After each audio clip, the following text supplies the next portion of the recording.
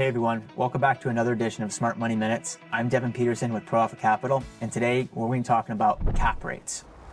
Very simply, we define a cap rate as the unleveraged annual return a property produces. It's basically what you would yield that property if you paid for it in all cash. Simply put, your cap rate is your net operating income divided by your price. Something important to note here, the mortgage is not an expense in this equation. We're going to hop over to the whiteboard together and dive into an example. All right, so again, very simply stated, your cap rate is your net operating income divided by your price. So we have two constant variables that we know are for certain. Number one, we have our rent. Let's say you have gross rent of $30K a year. You have roughly $12,000 of expenses. That's going to give you a net operating income of $18,000. Well, let's say the property you're anticipating to buy is $250,000. So how do we solve for this cap rate?